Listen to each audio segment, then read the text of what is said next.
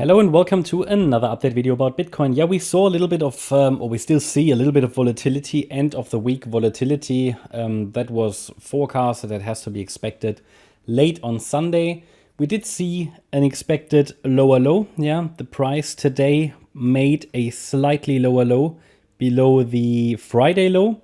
This is what we wanted to see. In one of the previous videos, I showed you here a micro count for this potential wave 1. And we said we had only 3 waves down. Over the weekend, likely a wave 4 and then the wave 5 down. I'll show you the micro count now that we had 1, 2, 3. This likely a triangle, we're going to label that, and then the wave 5 in an ending diagonal. The fact that we now see a little bit of a rally here potentially, well, that could just be the wave 2. Yeah, that could just be the wave 2 because what we need to see is obviously a 5-wave move down. Yeah, and in the first wave, we need 5 waves. Now, we've got that now. So as you can see here, we had a 1, 2, 3. Yeah, this was likely a triangle, actually, as it seems, as it revealed itself. So, and this was probably an A, B, C, D, E in wave 4. Then here, 5-wave move down in an ending diagonal. Fits really well, I think. So I leave that micro count on the chart now. And I assume, I mean, this could still be wave 4 in some kind of a running flat structure with wave 5 to come later. That's also possible, but because we had 5 waves down, even though they are a bit messy, I assume this is now the wave 1 complete of the 5-wave move to the downside towards the 24K level that we've been waiting for. And yeah, could now see that small wave 2 here. That would likely be an ABC structure. Resistance now for this wave 2 is between 26,020 and 26,270. And it would most likely unfold in an ABC structure. That's at least what I typically track first. A wave, B wave, C wave.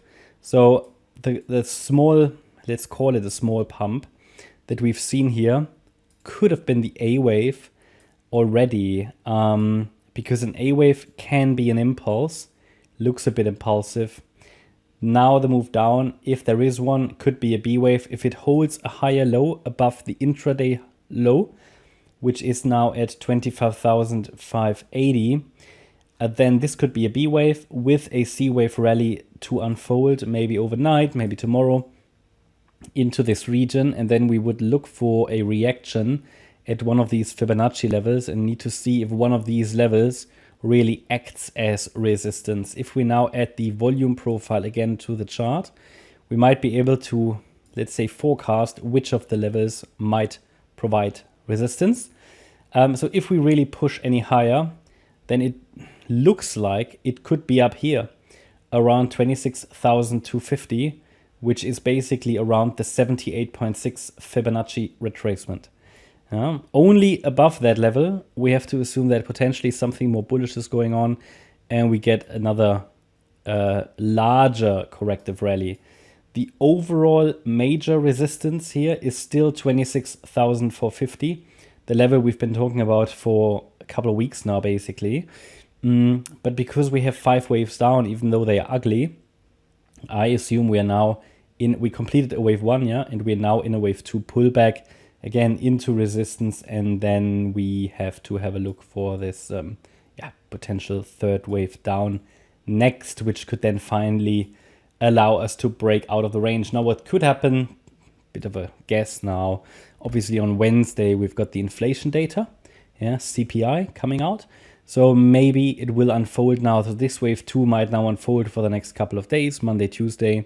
And on Wednesday, maybe we get that flush down in the 3rd wave. Then already a warning on a day like that when we get CPI data, especially if we are really still, if we're going to be caught in that range still on Tuesday, Wednesday, obviously then again, we will have had a period of very low volatility for a long period.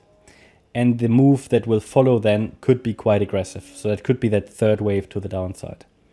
There's not much more to add, but I think that all is coming together nicely. A break above 26,450 will require, as already mentioned in previous videos, a re-evaluation of the chart and reinterpretation. Then the wave count will have to be changed.